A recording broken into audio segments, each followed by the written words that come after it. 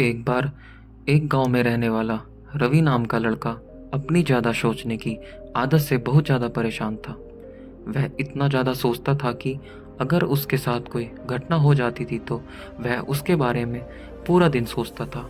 अगर कोई व्यक्ति उसे कुछ बोल देता या किसी व्यक्ति से उसकी अनबन हो जाती तो वह काफ़ी समय तक उसके बारे में सोचता रहता था और मन ही मन उस व्यक्ति से बदला लेने की योजना बनाता रहता था। वह अपने ज़्यादा सोचने की इस आदत से इस कदर परेशान था कि वह अपना कोई काम ढंग से नहीं कर पाता था।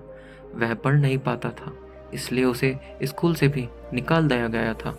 उसकी यह हालत देखकर उसके एक दोस्त ने उसे पास के गांव में रहने वाले एक बुद्ध भिक्षु के पास जाने की सलाह दी। उसने बताया कि पास के गांव में एक बहुत बुद्धिमान बौद्ध भिक्षु रहते हैं। वह लोगों की समस्या का समाधान करते हैं और तुम्हें उनके पास जाना चाहिए। वह तुम्हारी एक मानसिक बीमारी का कोई ना कोई इलाज जरूर बताएंगे।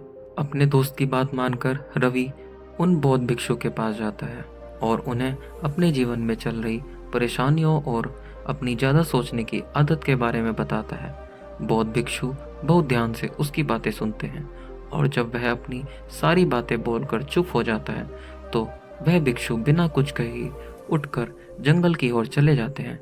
यह देखकर रवि बहुत आश्चर्यचकित होता है और वहीं बैठकर सोचने लगता है, शायद यहाँ आकर मुझे कोई फायदा नहीं हुआ। लेकिन कुछ समय बाद उसने देखा कि वह बौद्ध भिक्षु जंगल से आ रहे हैं और उनके हाथ में एक लकड़ी का बड़ा सा डंडा है। यह देखकर रवि पहले तो थोड़ा घबरा जाता है, लेकिन वह वहीं बैठा रहता है और भिक्षु को देखता रहता है। धीरे धीरे भिक्षु उसके पास आ जाते हैं। रवि भिक्षु से कहता है, आप कहाँ चले गए थे और आपके हाथ में यह डंडा क्यों है? बौद्ध भिक्षु रवि से कहते हैं कि यह डंडा कितना भारी होगा, तुम्हें क्या लगता है इसका वजन कितना होगा? रवि कहता है, मैं बिल्कुल ठीक तो नहीं बता सकता, लेकिन इसका वजन बहुत ज़्यादा नहीं है। बौद्ध भिक्षु कहते हैं, अगर मैं इस डंडे को 1 घंटा ऐसे ही पकड़कर खड़ा रहूं तो क्या होगा? रवि कहता है, आपके हाथ में दर्द होगा। फिर बौद्ध भिक्षु कहते हैं, अगर मैं इस डंडे को 3 घंटे ऐसे ही पकड़कर खड़ा रहूं तो क्या होगा? रवि कहता है, उससे आपके हाथ में अकड़न होगी और हो सकता है आपका हाथ सुन्न भी हो जाए। भिक्षु कहते हैं, तुमने सही कहा, अब मेरे एक प्रश्न का उत्तर दो। मुझे अपने इस दर्द से छुटकारा पाने के लिए क्या करना चाहिए? रवि कहता है, आपको निश्चित ही इस डंडे को छोड़ देना चाहिए। उससे आपको दर्द से छुटकारा मिल जाएगा और आपकी परेशानी खत्म हो जाएगी। यह सुनकर बौद्ध भिक्षु कहते हैं, तुमने बिल्कुल ठीक कहा। जब हम किसी चीज को बहुत ज़्यादा समय तक पकड़ कर रखते हैं तो उससे हमें तकलीफ और दर्द के अलावा कुछ नहीं मिलता। ठीक इसी तरह हमारे जीवन में चल रही परेशानियां भी ऐसी ही होती हैं।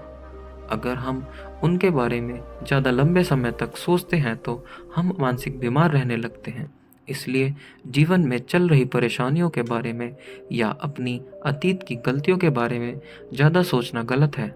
उससे हमें दर्द और निराशा के अलावा और कुछ नहीं मिलता। इसलिए हमें अपने अतीत की गलतियों से कुछ सीखना चाहिए और आगे बढ़ना चाहिए। किसी भी विषय के बारे में ज़्यादा सोचकर हम भ्रमित हो जाते हैं और सही फैसला नहीं ले पाते। हम अपने प्रतिदिन के कार्य भी अच्छे से नहीं कर पाते। इसलिए तुम्हें भी अपने जीवन में चल रही किसी भी परेशानी के बारे में ज़्यादा ना सोचकर केवल अपने आज के दिन को सुधारने का प्रयत्न करना चाहिए।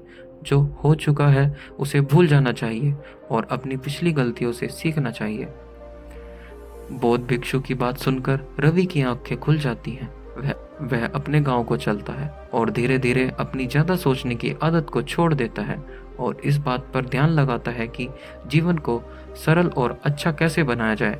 कुछ समय बाद वह बिल्कुल स्वस्थ हो जाता है और उसकी वह मानसिक बीमारी खत्म हो जाती है।